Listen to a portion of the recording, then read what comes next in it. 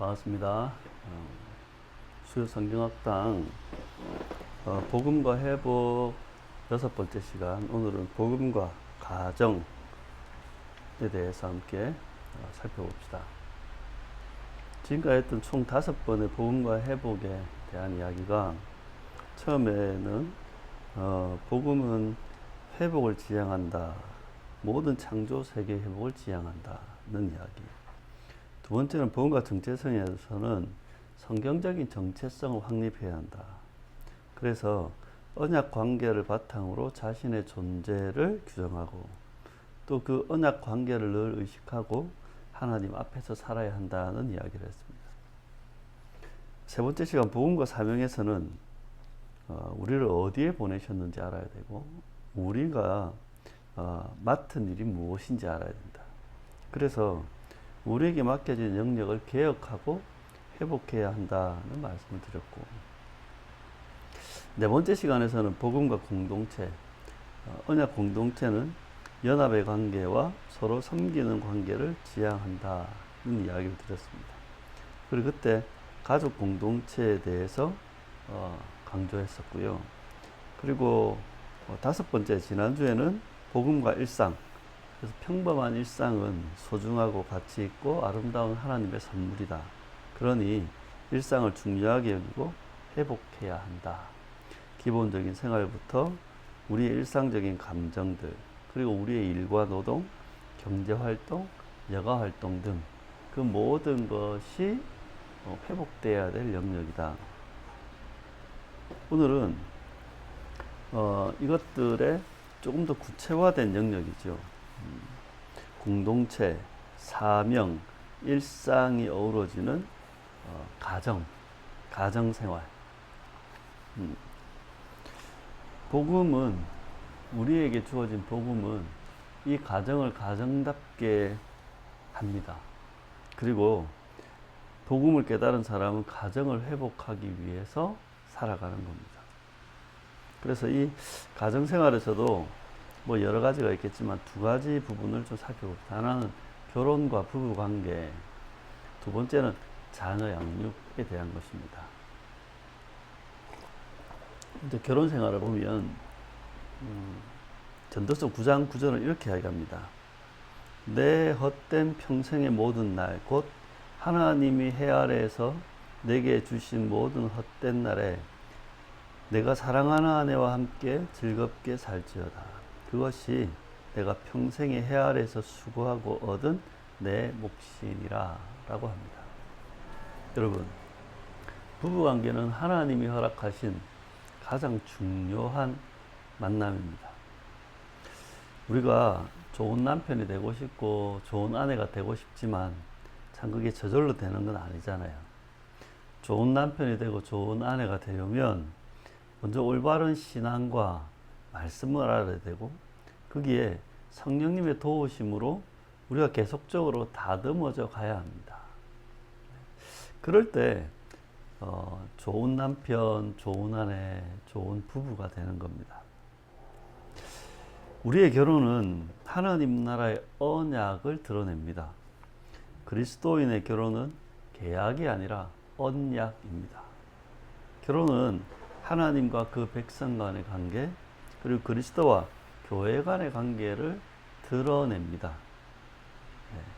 또한 이 결혼 생활은 언약과 하나님 나라를 저는 가장 강력하게 경험하는 그런 영역이고 장소인 것입니다. 그러니 이 결혼을 중요하게 여기고 이 결혼이 가지고 있는 언약적 중요성을 우리는 알아야 됩니다. 그래서 이 결혼을 온전한 결혼 생활로 갖고 가려면 먼저 우리는 부모로부터 떠나야 합니다. 그게 창세기 2장에서 언급하는 말씀이죠. 그래서 우리는 결혼하기 전에 부모를 떠나는 훈련을 해야 하는 겁니다.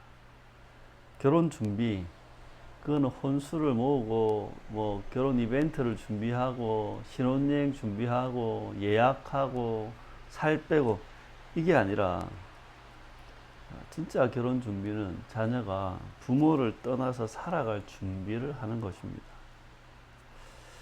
그렇게 결혼을 했다면 부모로부터 육체적으로, 경제적으로, 정신적으로 독립해야 하는 겁니다. 결혼을 통해 독립했다는 것, 그건 스스로 생존하고 생활할 수 있는 것입니다. 부모를 떠난다, 독립한다, 인연을 끊는 건 아니잖아요. 부모로부터 독립한다는 건 이제 부모의 도움 없이 우리 스스로 살아갈 수 있고 생활할 수 있는 그 수준으로 살아간다는 것이죠. 그래서 온전한 결혼 생활을 위해서는 부모로부터 떠나야 한다. 그리고 창세기 2장에서 말하는 또 다른 이 온전한 결혼 생활을 위한 그 내용이 뭐냐면 배우자와의 연합을 위해 노력해야 하는 겁니다. 부모를 떠나 한 몸이 되는 거니까요. 배우자와의 연합이라는 건 참 어렵고 힘든 것입니다. 왜냐하면 성격 다르죠. 습관 다르죠. 또 인격이, 또 문화가, 살아온 역사가 다르거든요. 사실 사랑해서 결혼하고 좋아해서 결혼하고 어떤 이유로 결혼하지만 그 이질성, 우리는 서로가 서로를 향해서 언제나 이방인 같단 말이에요. 그러니까 이 이방인과 같은 배우자와의 연합을 한다. 그건 참 어렵고 힘듭니다. 그래서 이 연합을 위해서 우리는 여러 면에서 노력해야 하는 겁니다. 부부가 가까워질 수 있는 물리적인 시간, 물리적인 환경을 억지로 마련해야 되는 겁니다. 의도적으로. 그리고 배우자들을 위해서, 서로가 서로를 위해서 시간과 돈을 사용해야 하는 겁니다. 다른 사람한테 다 쓰지만 자기 부인, 자기 남편한테 안 쓴 사람 있잖아요. 그건 좀 이상한 겁니다. 그리고 서로와의 관계 속에서 비난과 책임 추궁, 그런 것만 하지 말고 서로 사랑하고 용서하고 용납해야 합니다. 그렇게 연합을 위해서는 자기 자신을 가다듬고 고쳐야 하는 겁니다.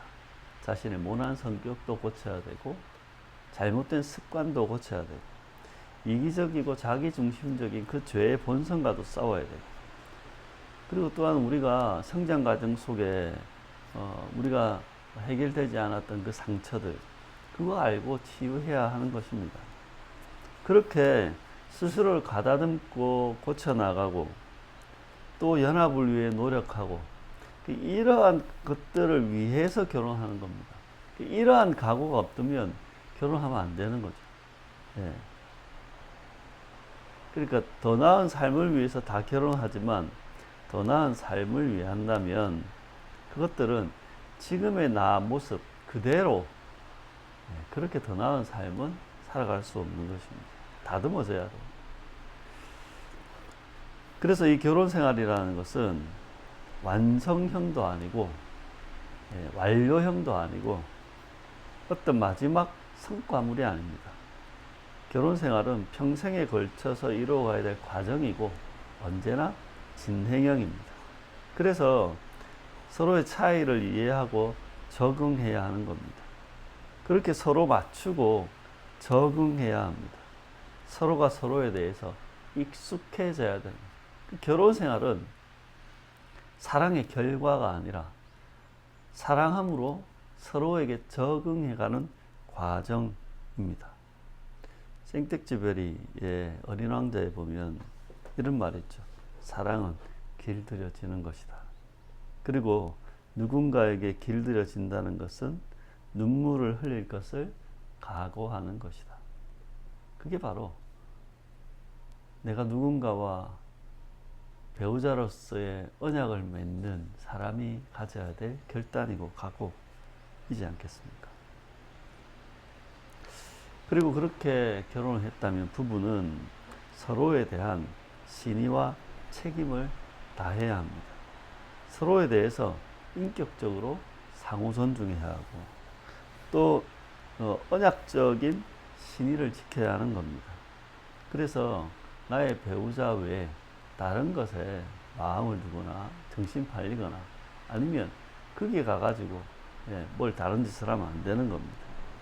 그리고 서로에 대해서 육체적으로, 정신적으로, 생활적으로 책임을 다 해야 하는 겁니다. 남편으로서 아내 사랑의 책임에 충실해야 하고, 아내는 아내로서 남편 존경의 책임에 충실해야 하는 것입니다.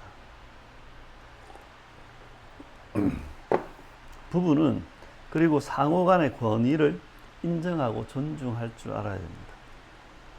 서열이 아닙니다. 하나님 나라에서는 서열이 있는 게 아니라 질서, 고난, 책임이 있는 것입니다. 여러분, 기독교는 결코 가부장적이지 않습니다. 하나님 안에서 모든 사람이 평등하다는 것이 기독교의 정신입니다. 그래서 가정의 회복을 위해서는 질서가 있어야 되고 또 고난과 책임이 필요하고, 그렇게 주어진 남편으로서의 고난과 책임, 아내로서의 고난과 책임, 아버지로서의 고난과 책임, 어머니로서의 고난과 책임, 그것들이 주어졌다면 그것들에 대해서 성실하게 수행해야 되는 겁니다. 그리고 부부는 서로의 권위와 고난을 지켜주려고 해야 합니다. 부부간에도 경계라는 게 있어서 그 경계는 침범하지 말아야 합니다. 특히 자녀들 앞에서 서로의 권위를 존중해 줘야 되고, 특히 집 바깥에 나왔을 때 더욱더 부부간의 권위를 지켜주고 서로 이렇게 뭐랄까요, 존중해야 되는 겁니다. 집에서는 잘하다가 꼭 바깥에 나오면 남편 까고 아내 까고 이런 사람 있잖아요. 그렇게 하면 안 된다. 두 번째는 자녀 양육에 대해서 한번 봅시다. 잠언 22장 6절은 마땅히 행할 길을 아이에게 가르치라. 그리하면 늙어도 그것을 떠나지 아니하리라 라고 하는데, 우리들의 자녀 양육, 크리스찬의 자녀 양육은 복음적인 회복을 지향해야 하는 겁니다. 성공도, 성장도, 어떤 성과도, 아니면 높아지는 것도, 유명해지는 것도, 아니면 뭔가 부자가 되는 것도 아닙니다. 우리의 자녀 양육은 자녀들이 하나님 나라의 이 창조 질서를 회복하고 그것을 추구하는 삶을 살아가도록 양육해야 합니다. 자녀들이 창조 질서에 맞춰 살아가도록 양육하되, 또한 우리 또한 그렇게 창조 질서에 맞게 양육해야 하는 겁니다. 그렇게 자녀들을 창조 질서를 따라 살아가는 사람으로 양육해 가는 것. 창조 질서를 알고 그 하나님의 그 질서대로 살아가려고 하는 사람들, 그렇게 회복해 가는 사람들, 그 사람들을 양육하는 것이 우리들의 양육 목표입니다. 그래서 자녀들을 전인적으로 균형 있고 건강한 사람으로 양육해야 되는 겁니다. 어느 한 부분만 몰빵을 하면 안 됩니다. 먼저 신체적으로 건강하게 양육해야 하죠. 그래서 허약하지 않게 키워야 합니다. 잘 먹고, 잘 놀고, 잘 자고, 몸이 튼튼하게. 선천적으로 약한 것들이 있습니다. 근데 그것들을 잘 보완해서 살아가도록, 그래서 자녀들에게 삶에 필요한 운동들도 가르치고, 몸도 만들고 이렇게 하도록 해야 되는 겁니다. 특히 우리가 살아가면서 삶에 필요한 운동들을 어릴 때부터 가르치는 건 참 중요한 것 같습니다. 수영이라든가 자전거, 그리고 남자아이들 같으면 축구, 이런 것들 어느 정도 하는 것이 그렇게 그 아이 인생에 또 앞으로의 인간관계에 아주 중요한 역할을 하지 않겠습니까? 그러니까 균형 있게, 전인적으로 균형 있게 건강하게 키운다. 첫 번째는 신체적으로 건강하게 키워야 돼요. 두 번째는 인격적으로 건강하게 양육해야 됩니다. 정서적으로 먼저 안정될 수 있도록. 그러려면 부부관계가 좋아야 되고 가정이 평안하고 화목해야 됩니다. 거기에서 정서적 안정이 있으니까요. 네. 그리고 공동체성을 갖출 수 있도록 양육해야 됩니다. 이기적으로, 개인적으로, 자기중심적으로 사는 게 아니라 더불어서 함께 서로를 생각하고 서로에 맞춰 살아갈 수 있도록 그렇게 공동체성을 갖출 수 있도록 양육해야 된다. 근데 그게 가정에서부터 시작되는 거예요. 부모와의 관계, 형제와의 관계, 친척과의 관계, 이런 것들을 통해서 인격적으로 건강하게 양육할 수 있는 겁니다. 세 번째는 영적으로 건강하게 양육해야 됩니다. 그러려면 부모가 먼저 믿음의 본을 보여야 되고, 믿음으로 거듭난 자로 하나님을 경외하는 사람으로 양육해야 합니다. 그냥 무조건 윽박 지르고 아니면 무조건 교회 끌고 간다고 되는 게 아닙니다. 어쩌면 가장 중요한 것은 부모가 믿음의 본을 보이는 겁니다. 믿음대로 살아가는 것들. 그래서 기독교가 구라가 아니라는 것들을 여러분 자녀들이 느끼게 해야 됩니다. 그러면서 성경적인 기준과 경계를 세울 수 있도록 도와줘야 되는 겁니다. 그렇게 영적으로 건강한 자녀를 양육하는 것. 그리고 마지막으로 지적으로 건강하게 키워야 됩니다. 먼저 상식을 갖추도록 해야 됩니다. 무식한 아이들로 키우면 안 되고 상식을 갖추도록. 그뿐만 아니라 왜곡된 생각으로 살지 않고 올바른 사상과 가치관을 갖도록 도와야 되는 겁니다. 세상엔 희한한 생각, 희한한 사상들이 많습니다. 유튜브 알고리즘만 엮여버리면 이상하게 생각합니다. 거기서 벗어나 성경적인 가치관, 성경적인 세계관을 가지고 살아갈 수 있도록 지적으로 건강을 키워야 됩니다. 그렇게 균형 있고 건강한 사람으로 키우기 위해 신체적으로, 인격적으로, 영적으로, 지적으로 건강하게 양육해야 됩니다. 그리고 자녀를 양육할 때는 독립하고 자립할 수 있도록 양육해야 됩니다.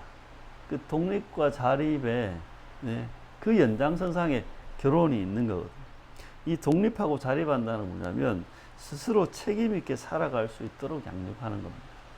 자신의 말과 행동에 책임지도록, 그리고 자신의 과정 속에 그 결과를 받아들이고 살도록, 그러면서 기본적인 생활과 자기 관리 능력을 갖추도록 해야 하는 겁니다. 이건 뒤에서 좀 더 자세히 보고요. 자녀들이 그리고 영성을 갖추도록 양육해야 합니다. 하나님을 경외하도록 양육해야 되고 하나님의 말씀을 가까이 하도록 양육해야 하는 것입니다. 그렇게 이 하나님을 경외하고 말씀을 가까이 하면서 가치관과 삶과 질서가 만들어지는 겁니다.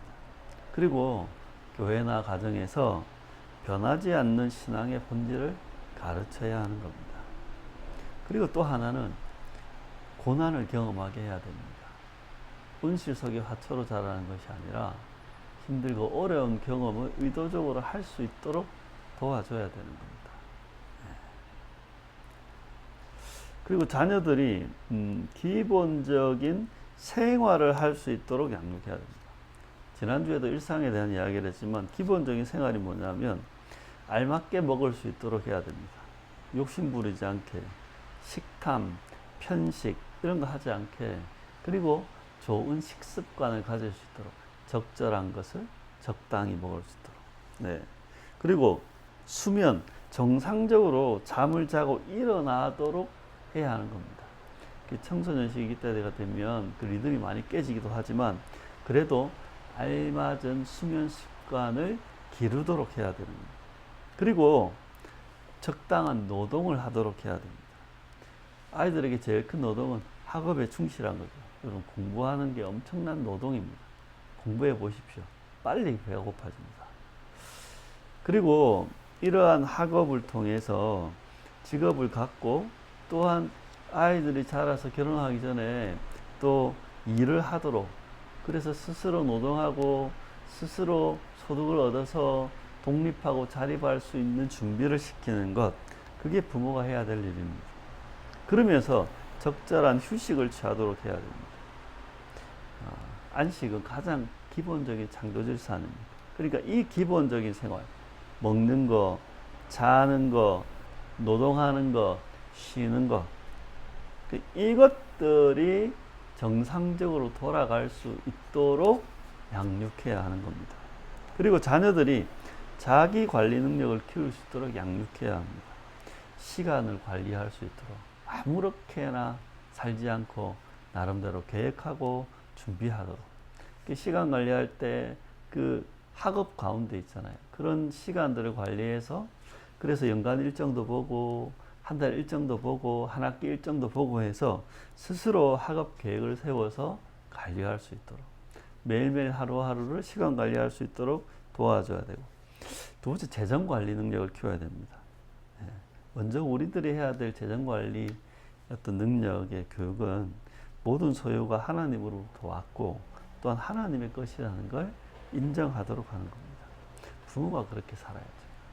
그리고 자발적인 소득을 통해서 생활을 스스로 이게 뭐 어릴 때는 안 되겠지만 어릴 때도 자기 용돈으로 자기의 생활을 하는 것들을 가르쳐야 되고, 성인이 됐을 때는 자신의 소득으로 그렇게 생활할 수 있도록 도와야 되는 겁니다.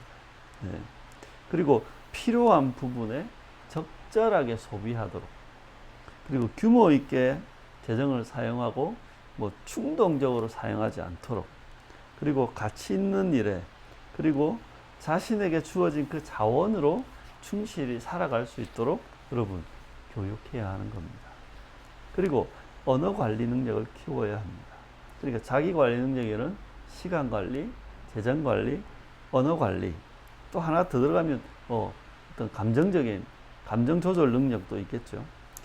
특히 언어 관리 능력을 키울 때는 말하기 전에 말하는 것만큼 잘 듣도록 교육해야 되고요. 그리고 말할 때는 쉽고 재미있고 간결하게 말하도록, 그리고 주제에 넘지 않게 알맞게 말하도록, 그렇게 대화를 통해서 보고 배우는 것입니다.